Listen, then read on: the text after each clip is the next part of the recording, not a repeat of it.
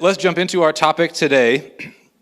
So we are still doing apologetics, still in that. And so we're going to be starting with a couple of weeks, basically looking at presuppositional apologetics. Basically, you can see the table at the top of your handout. We looked at this a few weeks ago, when I walked through just the overview of the whole project. So you see there how it compares with a classical, with an evidentialist. So presuppositional, right? The approach is basically experiential. What we're trying to turn people's attention to and turn your attention to is just what does your experience of the world around you tell you about what's true and real. So that first blank there. So how does this go through reasoning? You see classical, it's a priori, which is just Latin for before. And then evidentialist is a posteriori, which just means after, right? And so then presuppositional, how does it do reasoning?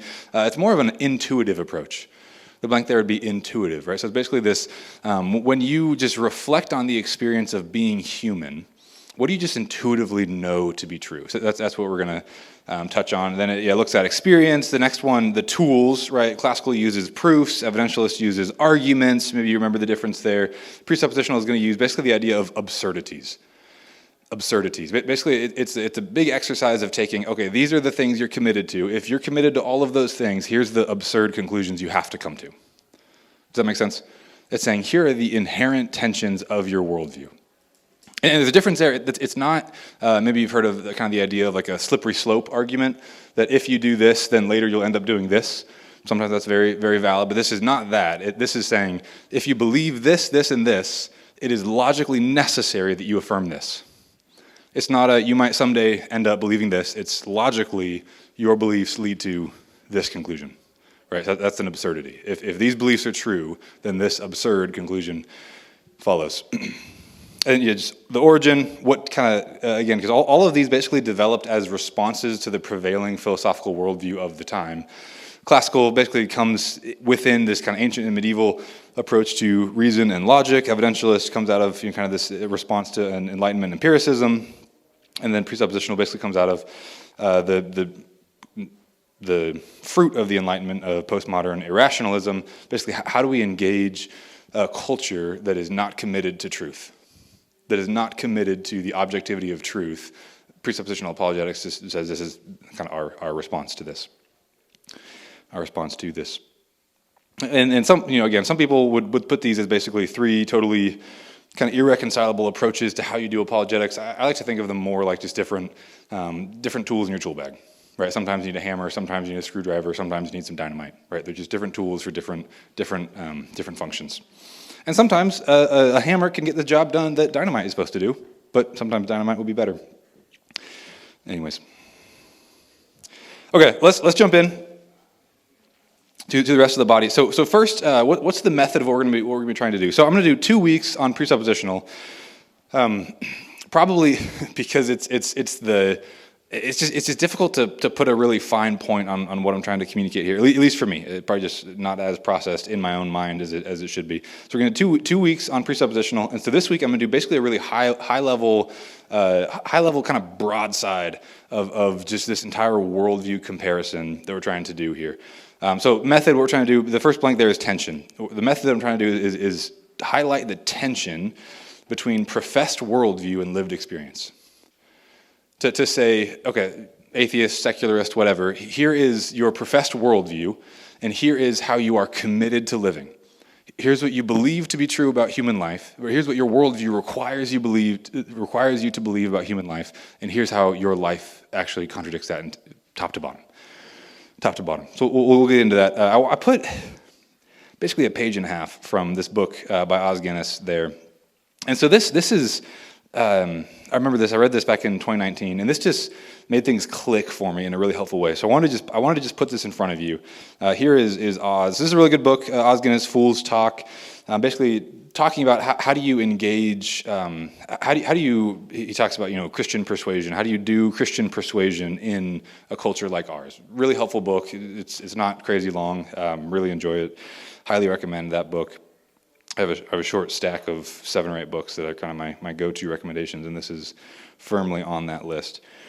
Okay, so let me just read through this quote. I want to read the whole thing because I think, and then kind of comment on it as we go. I think he'll say it better than I can. Although I do have a diagram. That's me. Okay, let's jump into it. One way of summarizing the effect of unbelief is to focus on the inescapable tension and dynamic conflict inherent in unbelief. At the core of unbelief is ceaseless, unremitting, and inescapable tension and conflict. Unbelievers suppress the truth in unrighteousness, but it is still always the truth, so they can never completely get away from it. An unbeliever's view of the world without God may contain many deep truths and have all sorts of genuine merits.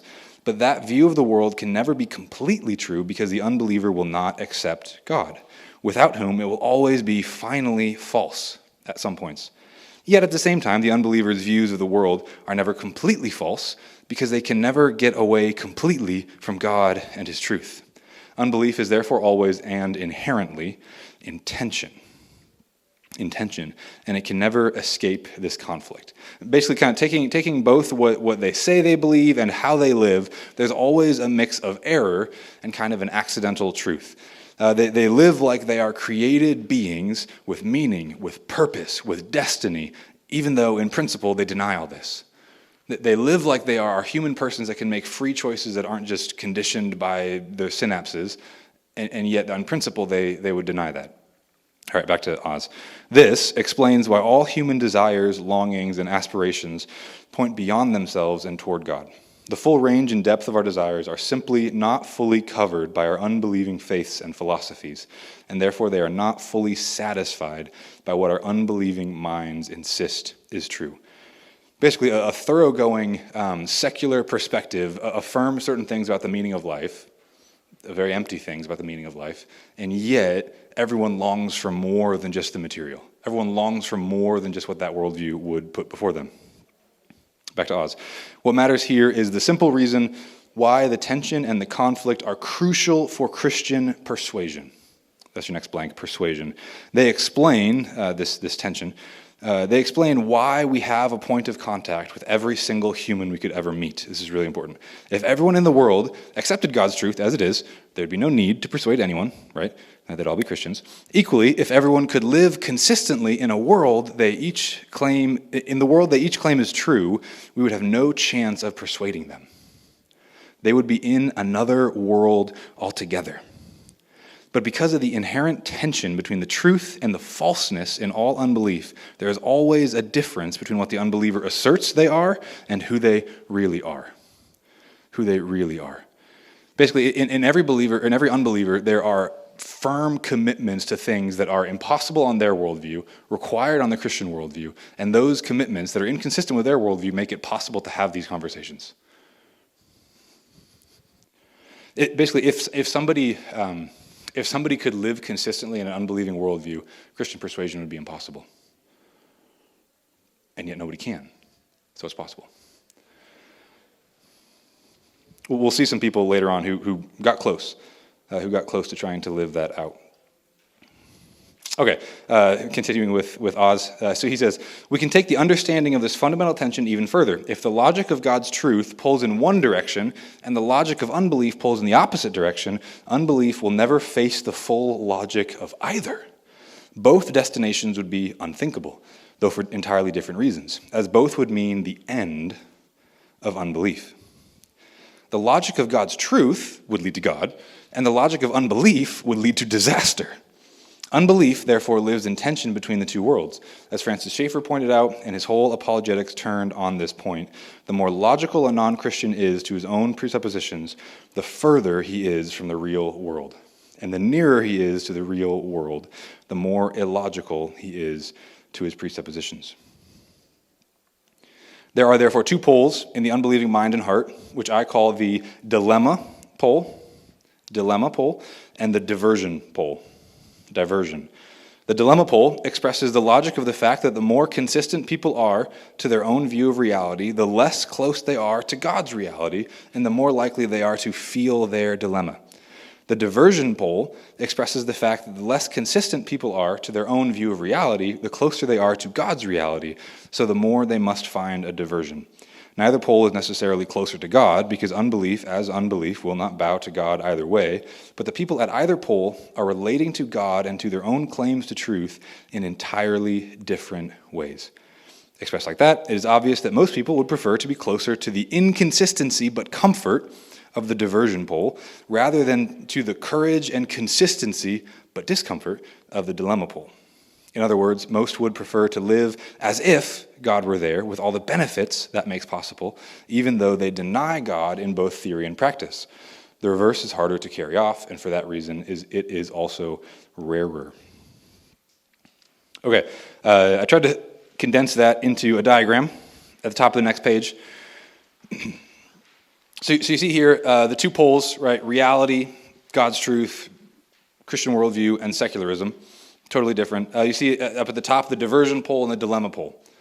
Right? So if somebody has a worldview that wants to affirm secularism, basically if their life moves closer to that, to kind of consistently living out that worldview, they move towards the dilemma pole.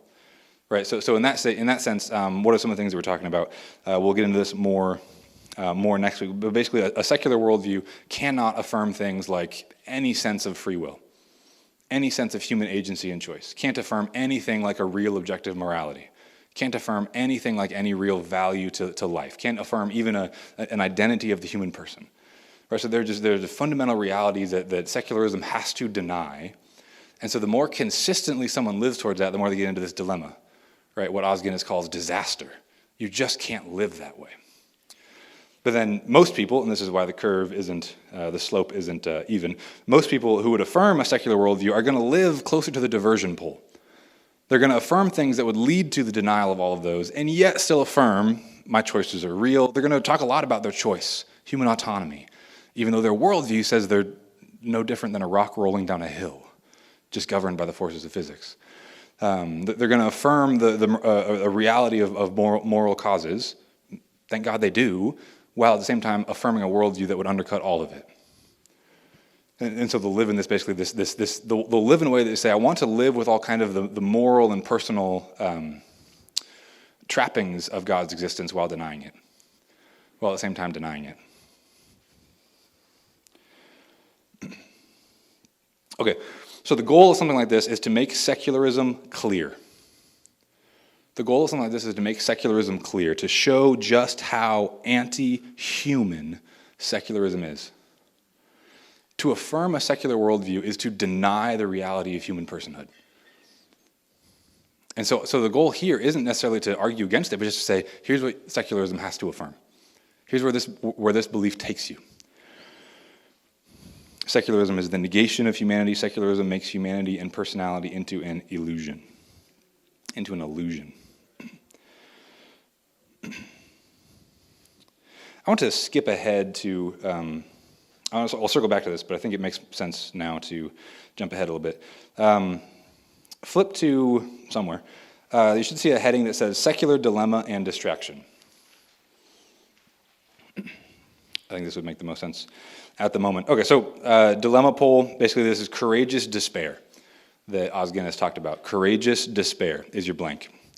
Right, so this again, there's kind of the dilemma and the diversion. So within dilemma, there's basically just this one kind of option. So here are kind of four options for how a secular person can respond to these issues and live their life. So this is the dilemma pole, courageous despair. So a couple of quotes from Stephen Hawking, renowned astrophysicist, talking about free will, talking about the mind. He says, it's hard to imagine how free will can operate if our behavior is determined by physical law. So it seems that we are no more than biological machines and that free will is just an illusion. Right? This isn't me as a pastor saying, oh, this is what you guys have to believe. This is Stephen Hawking saying, this is what we believe. This is the logic of our conclusions. Here we are. He goes on, he says, actually earlier, he says, the reason we say that humans have free will is because we can't predict what they will do. Free will is reduced to a really complicated Plinko machine. I don't know where the coin's going to end up, so there must be some free will in this coin deciding where it lands. That's not free will. But what he's saying is it's a really, really, really, really, really, really, really, really, really complicated algorithm. Although it is fixed and determined, we can't predict it. Therefore, we call that free will. Right? This is Hawking's account of the secular account of free will. Bertrand Russell, earlier, more of a philosopher, says that man is the product of causes. This is kind of his summary of like, how do you live a life in this worldview? That man is the product of causes which had no prevision of the end they were achieving. Basically, this is all accidental and random. That his origin, his growth, his hopes and fears, his loves and his beliefs are but the outcome of accidental collocations of atoms. Right? No meaning behind this. Totally random.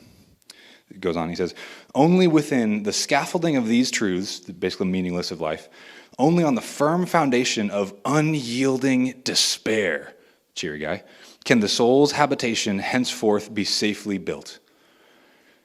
So what he's saying is, all right, fellow secularists, we need to stop kidding ourselves. We have to start learning how to build a worldview on unyielding despair. We have to give up all of these things. All of this is meaningless. All of this is accidental. All of this is pointless. Well, that's where we got to start, and then we build from there. So this is secularism telling you this is our principles. And you'll notice a lot of these are older folks. Modern secularists have shied away from this language.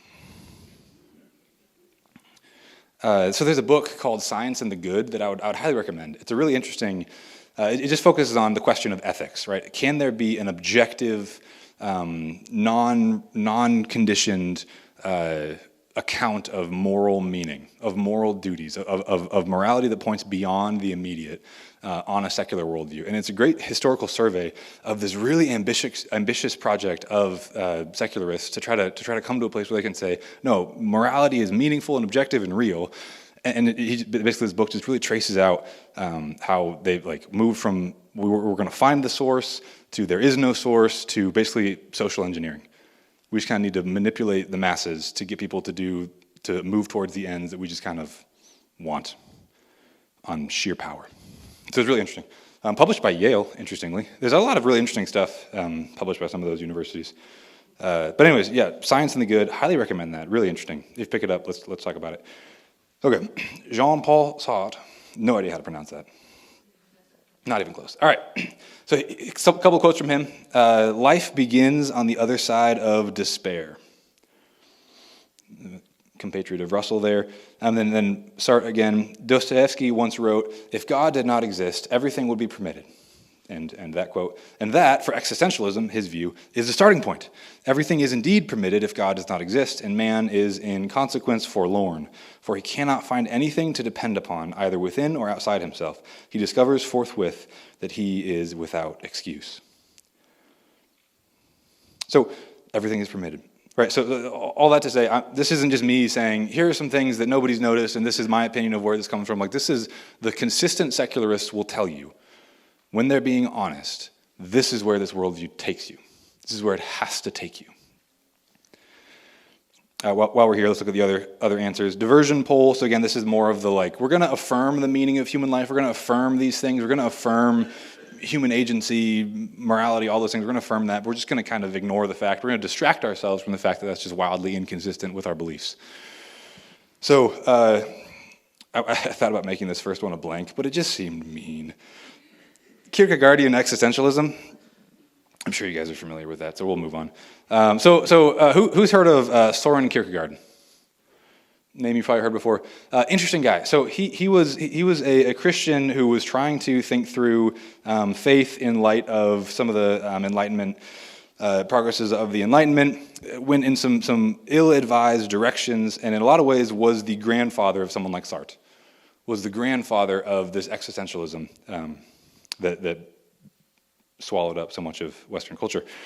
So basically, let's see. This is the idea that reason leads me to despair, so I need to kind of set aside reason and choose to live in the world that God reveals to me. Right? I need to bracket off reason and live in unreason. So he's famous for the idea of the leap of faith. So you'll notice this is, there's a very strong... Don't have time for this. There's a very strong secular understanding of what faith is along the lines of this idea of a leap of faith. That you need to set reason over here and then just kind of leap into unreason, and that's faith. That's from Kierkegaard.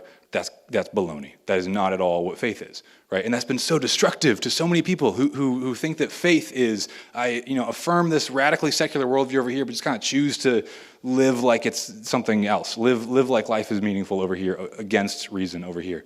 That is not true. That is not true. So Francis Schaeffer, commenting on this, The God Who Is There, again, wonderful book. If a rationalistic man wants to deal with the really important things of human life, such as purpose, significance, validity of love, he must discard rational thought about them and make a gigantic, non-rational leap of faith. That's Francis diagnosing the Kierkegaard thing, right? That's not him affirming that. So there's just that, like, life is meaningless, and yet I choose to pretend that it's meaningful. That's really quite common, I would argue. Then there's social activism. Basically, there's no fixed order, so we can define meaning, order, social life however we want. The blank there, I would call this Plato politics. Right? There's no real order to human life. Human persons are random and meaningless, and so we can kind of manipulate human society however we want to kind of achieve our optimum society. Christian political and social thought argues from a fixed standard and to optimum ends. God has designed us as a corporate entity, and so there's a reality that we're trying to aspire to. Secular politics seeks to find meaning by making meaning, by asserting meaning. And then last is just kind of a distraction and kind of hedonism. And this is, not just the guy that is just shooting heroin all the time, but also just the guy who's just like, I'm just trying to work my job and kind of have some fun on the weekends, and I just don't want to think about these things. So I distract myself with sports and football and my car and vacations, right? So it's just the idea of I just don't want to think about these things. I'm just gonna, of course, life is meaningful. I affirm what I learned in high school, and I'm just not gonna think about it. Okay, let's jump back up. To the story. Law and personality. Law and personality. So I remember this idea kind of clicked with me. I was reading a book one time. I can still picture where I was reading that book because we were in the hospital and Susie was born like 3 hours before. So we were, Heather had just had a baby and they were all sleeping. I was like, well, I'm going to spend some good time reading this book. It's called God and Philosophy. I can't remember who it was by. Anyways, really good. So, pretty short book too.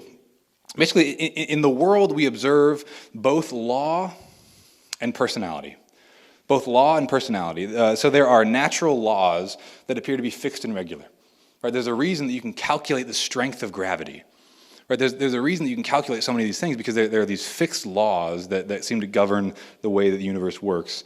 And there are irreducible experiences of personality. Basically, you could reduce that to meaning and freedom. Meaning and freedom. So there are things that have meaning beyond just the facticity of the event. Beyond the weight, the heat, the temperature, the sharpness of a physical object, there's meaning attached to it. Right? Someone in your family passes away, there's meaning there beyond just a physical dissolution of molecular bonds. As well as freedom, right? There are choices that are made that aren't just the products of natural forces. Meaning and freedom. This is what I mean by personality. So historically, cultures have attempted to reduce one to the other. Basically, that means to explain one by the other. To say personality is fundamental, law flows out of it, or law is fundamental and personality flows out of it. So pagan cultures attempted to reduce law to personality. Basically, personality is fundamental, law is an illusion, or maybe better, an approximation. So they attributed all of the observed order to personal spiritual beings. The sun rose because the sun god made it rise. The crops grew because the fertility god was pleased with them. The storm came because the storm god was angry. So pagan cultures saw the world as fundamentally chaotic, but ordered not by law, but by personality. By personality imposing a certain approximation of regularity onto chaos. Usually some hero god defeated the chaos monsters and established order. In the ancient Near East, Marduk slays the dragon Tiamat and builds the world out of her carcass. Like, he kind of takes the jaw and splits it, and so there you got the earth and the sky. Pretty cool. For the Greeks, Kronos, the father of Zeus, defeats the Titans and locks them in prison. The Titans are the chaos monsters, and Kronos, the god of time, establishes order. For the Vikings, similar, Odin defeats the frost giants and locks them up. Interestingly, for Norse paganism was deeply pessimistic. So in the end, to them, the frost giants win. Isn't that weird? Chaos wins to them, which kind of explains a lot of those guys. They kill all the gods, and chaos reigns forever. Anyway, so that's kind of the law is subordinated to personality, right? Law is just a kind of an approximation of what personality has imposed upon it. On the flip side, the more philosophical cultures are really usually subcultures, usually kind of the cultured elites at the core of some of these other cultures, attempted to reduce personality to law, to do the opposite. So personality is an illusion or an approximation, and law is fundamental. The later Greeks, starting with Parmenides and Heraclitus, but getting to its apex in Plato, attempted to see all personality, humans and the gods included, as necessary outworkings of ultimate principles. Personality, then, is just more or less refined attraction to the good or repulsion to evil, somewhat like magnets. So you picture a bunch of magnets lying on a table and someone swirls a big magnet around, they're going to move in kind of seemingly intelligent ways, or at least with some movement. To this kind of Greek perspective, that's basically what personality is, a more or less pure response to goodness and evil. The Hindus and the Buddhists took a similar, but even more radical approach. All change in personality to them that they observed in the world is an illusion. It's not even real. The magnets aren't even there. Suffering, pleasure, and human individuality itself are illusions. All is one. One of the kind of fundamental teachings of the books called the Upanishads is the idea that Atman is Brahman, which means the soul, Atman, is identical with the universal reality, Brahman. So in this Hindu perspective, there is no personality. Your individuality, your personality, your soul is nothing more than a kind of illusionary expression of the universal. The only reality is the one undisturbed, unchanging reality, the law. So personality is reduced to law. So why does this happen? This pattern has persisted because humans have a created desire to want to explain things. We want to understand the world we live in. Part of the dominion mandate that God gave us. So one way or another, every culture that has thought about this has realized that if natural law is what it appears to be, and if personality is what it appears to be, then they are irreconcilable realities. If they really are what they appear to be, they cannot be reduced to each other. The laws of physics can never undergird either choice or meaning. Physical properties cannot account for meaning. Something can never get heavy enough to all of a sudden be meaningful. Or complexity. I think that's where a lot of secularists would argue for meaning is basically just through complexity. On top of that, like always comes from like, so fixed and regular law has to come from something fixed and unchanging. This is why personality can only ever accomplish an approximation of law. Let's see. And personality has to come from personality, something with intention and freedom. Personality can never emerge from law. No matter how many dominoes you stack up, there will never be free choice. No matter how hot the dominoes are, or how complex their arrangement, the dominoes will always act mechanistically and deterministically. There will never emerge personality. Trillions upon trillions of dominoes. See what I'm saying? If that is your personality, if that is how the mind works, there is no real personality. Personality has to come from personality. So two common paths for these cultures. Either we say law isn't what it appears to be, but really comes from personality, paganism, or we say personality isn't what it appears to be, but really comes from law, philosophy. In either case, all you get is an approximation. Hopefully you're seeing that that's important. The law of ancient pagans was just an approximation of regularity since it rested on personality, and the personality of Parmenides and the Upanishads is only an approximation of personality. And this is important. So basically, most cultures, why do they do this? Most cultures have believed that if the universe is one, if there is observable harmony and unity in the universe, then it must come from a single source. It can't come from kind of two totally irreconcilable sources. Therefore, one has to come from the other. There must be an explanation for the unity of the universe. Am I going in and out a little bit? Should I do pulpit? All right. Good enough. Which gets us to, of course, what you're thinking of, the strange case of Manichaeism. Isn't that strange? Gnosticism, if you maybe heard of Gnosticism. So Manichaeism is kind of the apex of Gnosticism, the systemization of Gnosticism. Gnosticism, Manichaeism, such an interesting case study. It's a weird exception that somehow proves the rule. It's the weird exception somehow proves the rule. So Manichaeism, it's basically a Persian religion that was really prominent in the Mediterranean world. So Augustine, if you're familiar with Augustine, was involved in Manichaeism for a good stretch of his life, early 4th century, 5th century, maybe. So what is this? So Manichaeism, let's see. Basically, Gnosticism and Manichaeism basically asserts two equal but opposite sources for the world. Two equal but opposite sources, right, that are basically in tension. This is how they would try to explain the problem of evil, and this is the existence of conflict in the world. Two equal and opposed sources of reality. A good creator who is the source of spirit and personality, and a bad creator who is the source of matter and law. So they would see the regularity of law and the freedom of personality are two irreconcilable sources, two irreconcilable concepts that are also in tension, in combat with each other, which is fascinating. But honest, I think it's consistent in its own way. It wants to say that both are real. So the Christian answer, the Christian worldview is the first to actually be able to affirm the reality of both and ground them in a single source. To say that neither is an illusion, neither is an approximation, both are fundamental and real. Natural law is what it appears to be and comes from God's unchanging will and nature. So the regularity of nature comes from God's unchanging nature.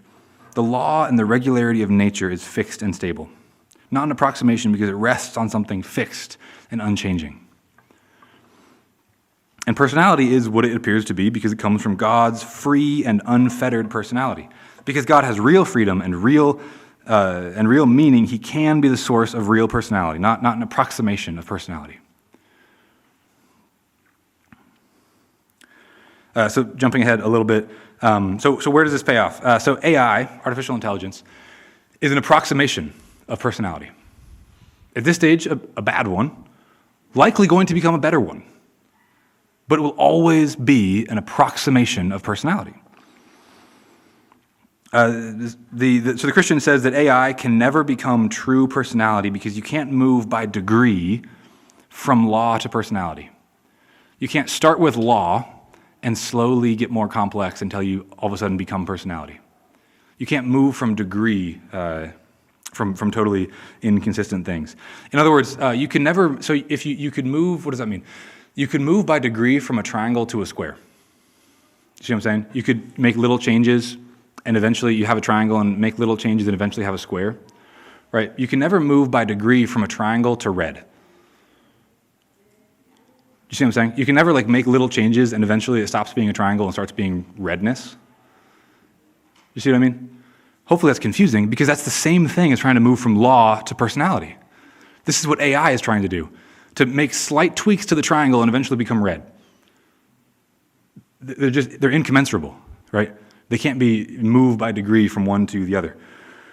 But the secularist says that AI can become just like human personality because to the secularist, human personality is just an approximation of personality in the first place.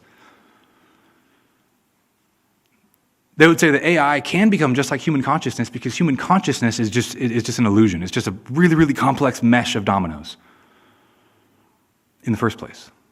So of course a computer can become just like that. Yeah, it can. That's why I think it can probably become a much more convincing approximation, but it will always be an approximation. To the Christian, the difference between AI and human mind is a difference in kind, not degree. To the secularist, the difference is one of degree. Yeah, okay, so to secularism, personality is reducible to law, mind is reducible to matter. To secularism, law is fundamental, and personality is a rough approximation that has emerged out of matter. This is where the story comes in. To the secularist, life randomly emerged out of non-life, and then mind emerged out of non-mind. And in both cases, to the secularist, there is no real change in kind. There's no real change in kind.